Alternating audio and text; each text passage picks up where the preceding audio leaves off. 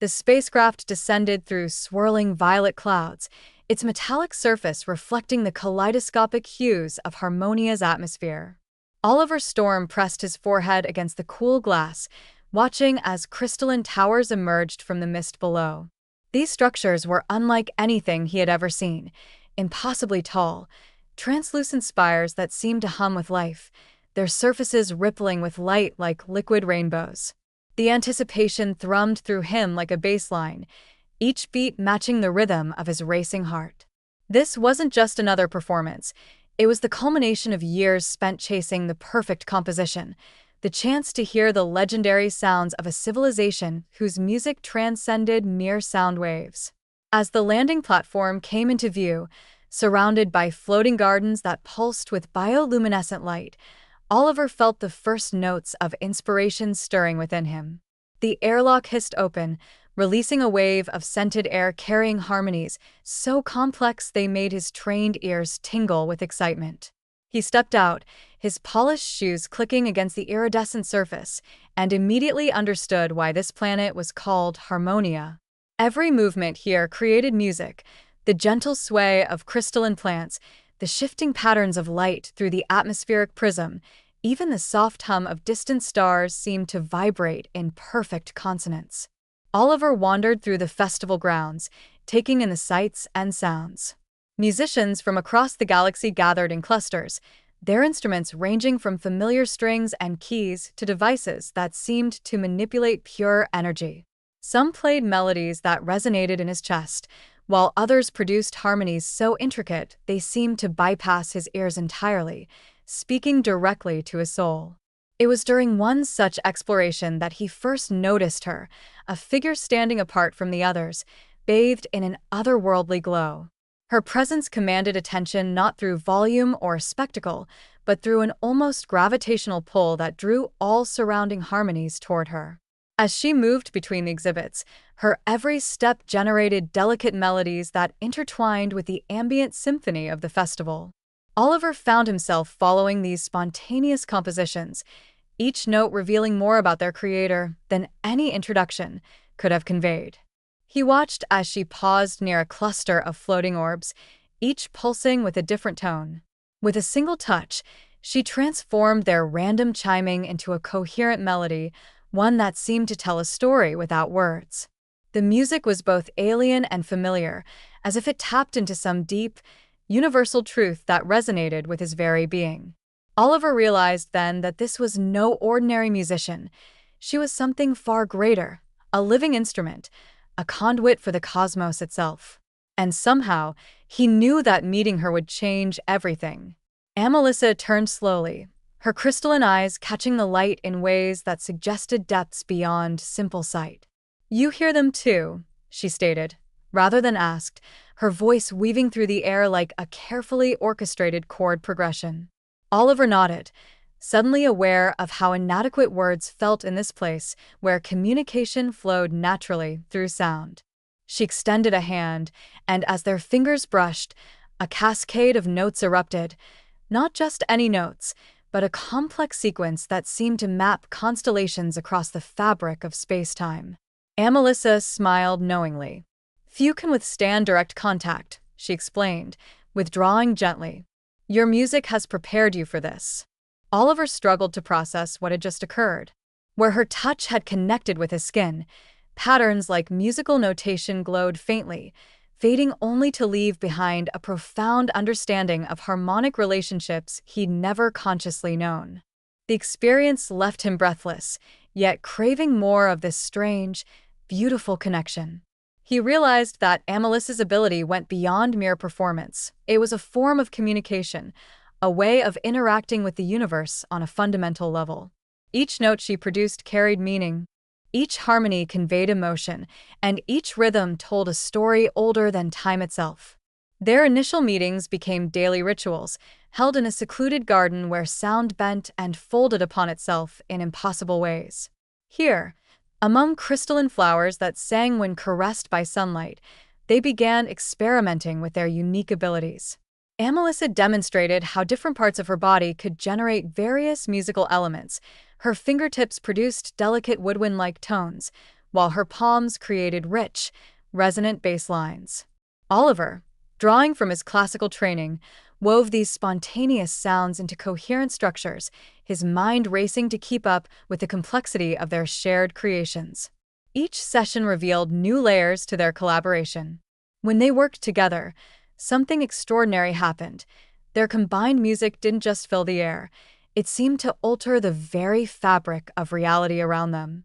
Colors shifted in response to their harmonies, and time appeared to stretch or compress depending on their tempo. Through this process, Oliver began noticing patterns emerging in their compositions, sequences that hinted at something far greater than either of them had initially realized. It was as if their music was unlocking doors to realms beyond comprehension, revealing truths that had been hidden in plain sight all along. The breakthrough came unexpectedly during a particularly intense jam session. As their music reached a crescendo, ancient symbols began manifesting in the air around them, glowing runes that pulsed in perfect synchronization with their harmonies. Amelissa gasped, recognizing the language immediately. "The Celestial Codex," she whispered, her usually composed demeanor replaced by awe. These weren't just random patterns, they were fragments of an ancient dialect believed lost to time, one said to contain the fundamental equations governing the universe's stability. Oliver watched, mesmerized, as centuries of musical theory aligned perfectly with cosmic mathematics. Their compositions weren't merely artistic expressions, they were unlocking pieces of a grand universal puzzle. Each new piece they played added to the growing constellation of knowledge, revealing connections between musical intervals and physical laws that physicists had long suspected but never proven. The implications were staggering, suggesting that music might be more than art. It could be the very language through which existence expressed itself. Word of their discovery spread quickly through Harmonia's scholarly community, drawing attention from unexpected quarters. A delegation of astrophysicists arrived, led by Dr. Elian Voss, whose research into quantum harmonics had previously been considered fringe science. The scientists brought with them disturbing news. Recent observations indicated anomalies in the galactic resonance patterns, subtle distortions that suggested the universe's fundamental frequencies were beginning to shift. These changes, if left unchecked, could cascade into catastrophic consequences. Amelissa's people revealed that their ancestors had foreseen such an eventuality, encoding solutions within the Celestial Codex. However, accessing these solutions required not just understanding the language, but mastering its musical expression. The weight of responsibility settled heavily on Oliver and Amelissa as they realized their experiments had uncovered more than ancient knowledge. They had found the potential salvation of existence itself. Yet the path forward remained obscured, each new revelation raising more questions than answers about the true nature of their musical abilities and their role in cosmic events. Their practice sessions transformed into something more urgent, more purposeful. In a specially constructed chamber designed to capture and analyze their compositions, they worked tirelessly to decode the Celestial Codex. The room itself seemed alive, its walls responding to their music by displaying complex mathematical equations alongside the emerging symbols. Oliver discovered that his traditional musical training provided crucial frameworks for organizing the chaotic streams of information, while Amelissa's innate connection to the language allowed them to interpret its deeper meanings. As they progressed, they encountered increasingly sophisticated sequences, some so complex they seemed to require simultaneous processing beyond human capability. During these moments, Amelissa would guide Oliver's hands, their physical connection allowing him to access her unique perception of multidimensional harmonics. The experience was both exhilarating and terrifying, as if they were peering directly into the universe's operating system, each note potentially triggering unforeseen consequences. Tensions mounted as their research attracted unwanted attention. A faction within Harmonia's government, skeptical of ancient prophecies and fearful of the power their discoveries represented, began monitoring their work. Security drones hovered near their practice chamber, and encrypted messages warned them to cease their investigations. But the stakes had grown too high. During one particularly intense session, They uncovered a sequence that described a massive harmonic disturbance originating from the galactic core, a phenomenon that matched the scientists' observations exactly. The pattern revealed that this disruption wasn't natural. It bore the signature of intelligent design, suggesting that someone or something was deliberately tampering with universal constants. Oliver and Amelissa realized they were racing against an unknown adversary who understood the power of music perhaps better than they did. Each breakthrough brought them closer to understanding how to counteract these manipulations, but also made them more vulnerable to those who sought to control or suppress their knowledge. Their relationship deepened under the pressure, evolving from professional collaboration to something more profound. Late nights spent deciphering cosmic blueprints gave way to quiet moments where words weren't needed. Their connection spoke through shared vibrations and harmonious silences. Amelissa revealed aspects of her physiology that even her own people hadn't fully understood, showing how her cellular structure literally resonated with fundamental frequencies. Oliver, in turn, shared his struggles with classical perfectionism, how years of pursuing technical mastery had sometimes stifled his creative spirit. These revelations led to breakthroughs in their work. By blending Amelissa's instinctive understanding with Oliver's disciplined approach, they developed new techniques for manipulating the celestial codex. Their compositions grew more daring, incorporating dissonances that once would have seemed musically unacceptable but proved essential for accessing certain sequences. Each success brought them closer to their goal, while simultaneously making them more aware of the immense responsibility they carried. Word of their progress spread, drawing support from unexpected allies. Musicians from across the galaxy volunteered their talents, offering to help amplify their efforts. Scientists shared data and resources, hoping to contribute to what was becoming a global and eventually interstellar effort to stabilize the universe. Yet, with each new ally came new risks. The faction opposing their work grew bolder, attempting to sabotage their experiments and discredit their findings. At one point, their orbital laboratory suffered a mysterious malfunction that nearly cost them everything. Only through quick thinking and their unique musical abilities were they able to stabilize the situation. These challenges forced them to refine their techniques further, developing methods to detect and neutralize interference before it could cause damage. The experience taught them that their greatest strength lay not in individual power, but in their ability to work as a unified whole, combining their distinct talents into something greater than either could achieve alone. The turning point came during a performance at the festival's grand amphitheater. What began as a demonstration of their progress transformed into something neither had anticipated. As they played, the audience of thousands joined in, their collective consciousness amplifying the music's power. Ancient instruments from across the galaxy responded, adding their voices to the growing symphony. The air shimmered with visible sound waves, and the celestial codex manifested in three-dimensional form above the stage, its symbols rotating and realigning in response to the music. Oliver and Amelissa realized they had tapped into a universal network of harmonic resonance, connecting countless beings through shared vibration. The experience revealed critical insights. The solution to the cosmic instability lay not in suppressing the disruptive frequencies, but in integrating them into a new, more complex harmony. This understanding came at a cost. The strain of maintaining such powerful connections left them physically and mentally exhausted, forcing them to confront their limitations as individuals and as partners in this monumental task. Armed with their newfound knowledge, they embarked on a series of experiments to test their theory. In a specially designed laboratory orbiting Harmonia, they created controlled environments where they could safely introduce disruptive frequencies. Each trial pushed their musical abilities to new extremes, requiring them to develop techniques that blended chaos with order in precise proportions.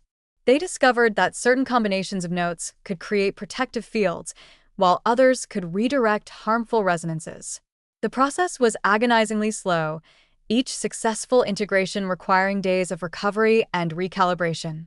Yet with each success, they gained more understanding of how to apply their discoveries on a cosmic scale. Their relationship faced new challenges as well. The intense focus required for their work threatened to overwhelm their personal connection. Moments of doubt crept in, questioning whether two beings from such different worlds could truly sustain the bond necessary for completing their mission. As their research progressed, they uncovered evidence of previous attempts to manipulate universal harmonics. Ruins scattered throughout known space contained traces of failed experiments, civilizations that had tried and failed to master the same forces they now sought to control. These discoveries provided valuable lessons but also served as sobering reminders of the risks involved. The faction opposing their work grew bolder, attempting to sabotage their experiments and discredit their findings. At one point, their orbital laboratory suffered a mysterious malfunction that nearly cost them everything. Only through quick thinking and their unique musical abilities were they able to stabilize the situation. These challenges forced them to refine their techniques further, developing methods to detect and neutralize interference before it could cause damage. The experience taught them that their greatest strength lay not in individual power, but in their ability to work as a unified whole, combining their distinct talents into something greater than either could achieve alone. Their relationship deepened under the pressure, evolving from professional collaboration to something more profound. Late nights spent deciphering cosmic blueprints gave way to quiet moments where words weren't needed. Their connection spoke through shared vibrations and harmonious silences. Amelissa revealed aspects of her physiology that even her own people hadn't fully understood, showing how her cellular structure literally resonated with fundamental frequencies. Oliver, in turn, shared his struggles with classical perfectionism, how years of pursuing technical mastery had sometimes stifled his creative spirit. These revelations led to breakthroughs in their work.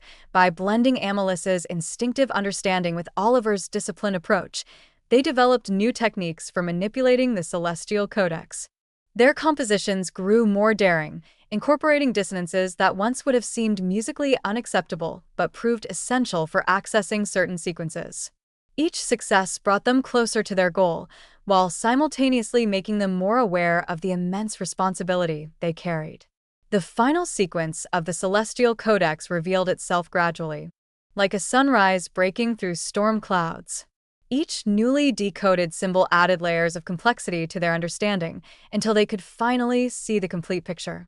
The solution required creating a master composition that would resonate throughout the universe, a symphony so vast and intricate that it would realign the disrupted frequencies without destroying existing structures. The challenge lay in executing this plan. The composition demanded simultaneous performance at multiple points across the galaxy, each location requiring performers attuned to specific harmonic ranges. Oliver and Amelissa coordinated with musicians from countless species, teaching them the necessary techniques while preparing themselves for their roles as conductors of this cosmic orchestra. The preparation period tested their endurance and resolve as they traveled between worlds, spreading their knowledge and building the network needed for their ultimate performance. Each new alliance strengthened their confidence, while also reminding them of what was at stake should they fail. The day of the performance arrived, bringing with it a mixture of terror and exhilaration. From their command center on Harmonia, Oliver and Amelissa initiated the sequence, their music serving as the central thread connecting thousands of performances happening simultaneously across the galaxy. The strain was immediate and overwhelming. Maintaining the precise harmonics required perfect synchronization not just in time, but in emotional resonance. Their bodies became conduits for forces beyond human comprehension, every nerve ending vibrating with the power of creation itself. At several critical moments, the entire structure threatened to collapse, requiring them to draw upon reserves of strength they hadn't known existed. Through it all, their connection remained unbroken, each supporting the other through the shared language of music that had become more intimate than words. When the final note sounded, echoing through the vastness of space, they collapsed into each other's arms, unsure if their efforts had succeeded or merely delayed the inevitable. The silence that followed was deafening, lasting several heart-stopping seconds before the universe responded. Wave after wave of harmonized energy rippled outward from Harmonia, touching every star and planet with renewed balance. Colors shifted back to their natural spectrum, and the subtle hum of existence returned to its proper pitch. Across the galaxy, beings reported feeling a profound sense of unity, as if invisible barriers had been lifted. On Harmonia, the crystalline structures sang with renewed vigor, their melodies more vibrant than ever before. Oliver and Amelissa stood together, watching as their combined legacy transformed into something far greater than either had imagined. Their story became legend, not just for solving the cosmic crisis, but for proving that cooperation between species, between different forms of existence, could achieve miracles thought impossible. As they looked toward future collaborations, knowing their work was far from done, they understood that the true power lay not in their individual abilities, but in their willingness to share and combine their gifts. The aftermath of their success was both exhilarating and humbling. As the universe settled into its newly stabilized rhythm, Oliver and Amelissa found themselves at the center of unprecedented attention.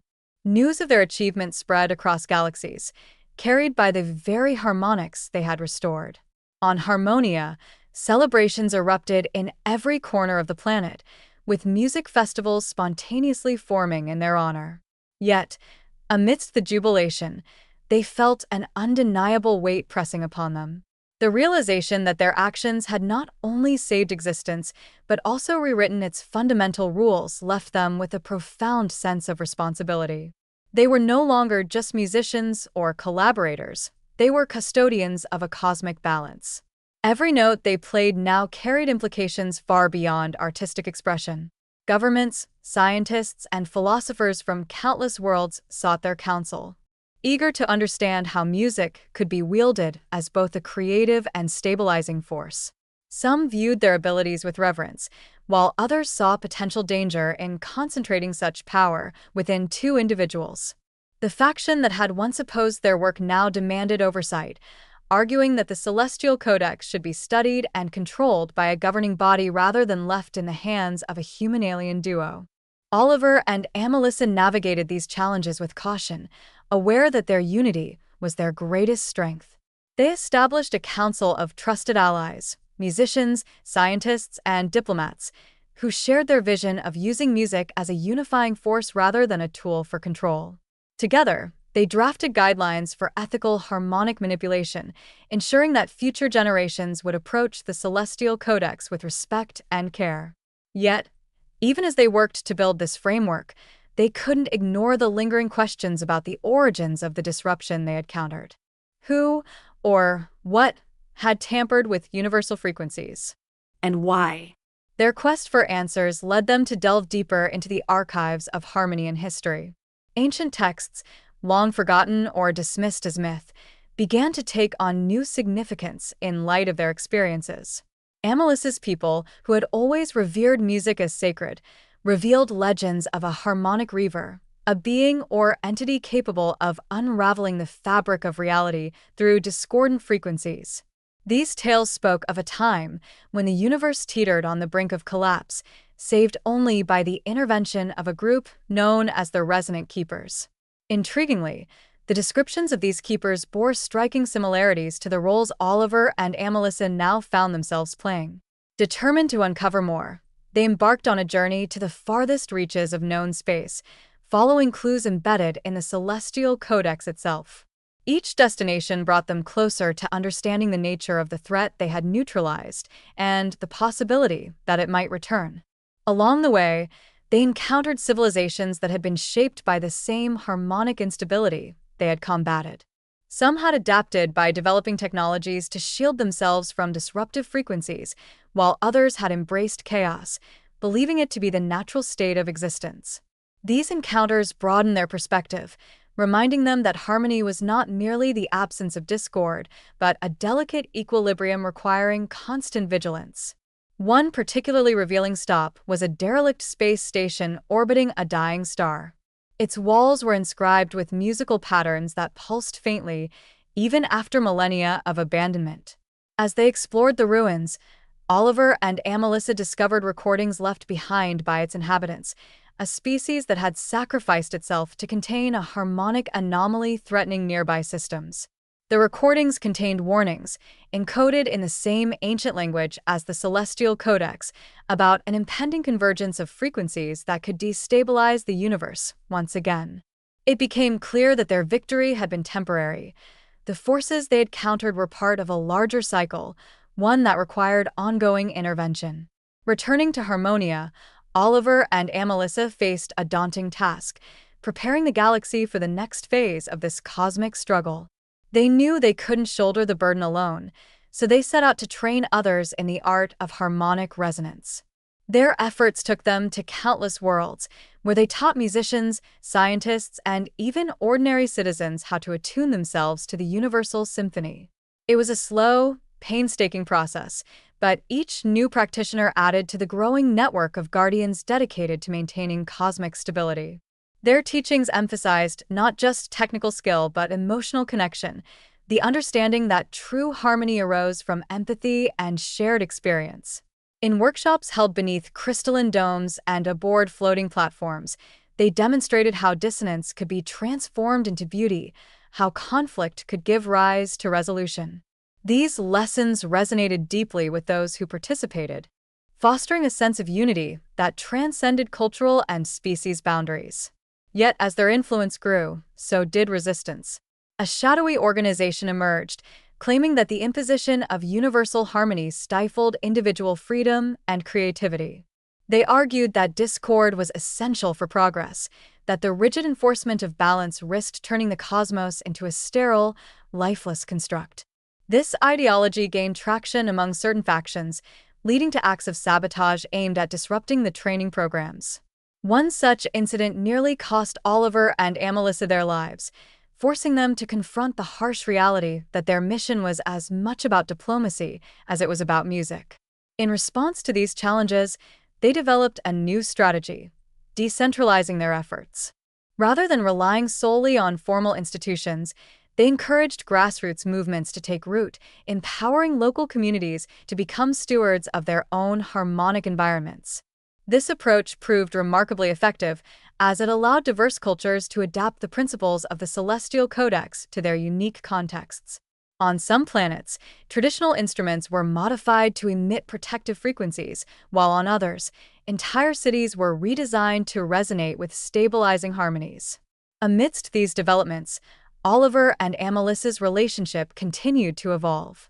The pressures of leadership occasionally strained their bond, but their shared purpose always brought them back together. They learned to communicate without words, relying on subtle shifts in tone and rhythm to convey emotions too complex for language. These moments of silent connection became a source of strength, reminding them of why they had embarked on this journey in the first place. Their travels also deepened their appreciation for the diversity of existence. They encountered beings whose very physiology defied conventional understanding, organisms that existed as pure sound or whose lifespans were measured in centuries rather than years. Each encounter expanded their awareness, enriching their compositions with nuances they had never imagined. By embracing this multiplicity, they came to see themselves not as saviors, but as participants in a vast, interconnected symphony, one that thrived on collaboration rather than domination. As decades passed, the legacy of Oliver and Amelissa grew into something far greater than either had envisioned. What had begun as a desperate attempt to prevent catastrophe had blossomed into a galactic movement celebrating the transformative power of music. Monuments were erected in their honor, though they rarely visited them, preferring to remain active participants in the ongoing effort to maintain harmony. Their names became synonymous with hope, proof that even in the face of overwhelming odds, cooperation and creativity could overcome adversity. Yet, they never forgot the warnings they had uncovered during their travels. The looming threat of another harmonic convergence loomed over everything they achieved, a reminder that their work was never truly finished. To prepare for this eventuality, they established a network of observatories designed to monitor universal frequencies, staffed by experts trained in detecting early signs of instability.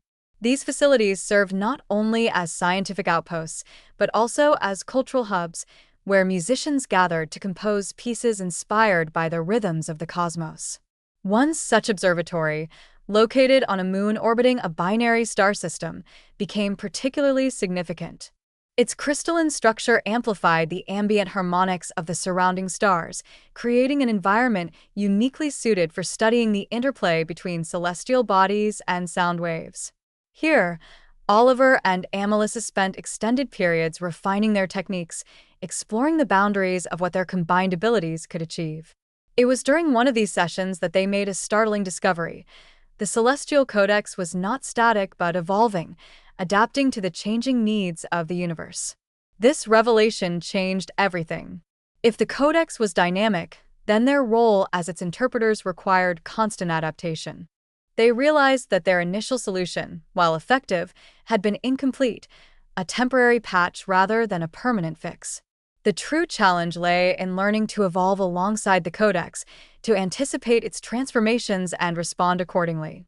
This insight brought both clarity and humility, reinforcing their belief that no single being or species could claim mastery over the cosmos. As they prepared for whatever challenges lay ahead, Oliver and Amelissa reflected on their journey. From the moment they first touched and created music together, they'd been drawn into a story far larger than themselves. Their partnership had weathered storms of doubt, fear, and opposition, emerging stronger with each trial. They had witnessed the best and worst of sentient life, from acts of selfless courage to moments of devastating betrayal. Through it all, they had remained steadfast in their commitment to preserving the harmony that bound existence together. Their final act before stepping back from active leadership was to compose a piece that encapsulated their legacy. Titled The Eternal Chord Dash, it wove together themes from every world they had visited, every civilization they had inspired, and every lesson they had learned. Performed simultaneously across thousands of locations, it served as both a celebration of their achievements and a call to action for future generations. As the final notes faded, Oliver and Amelissa stood side by side, knowing that their work would continue long after they were gone.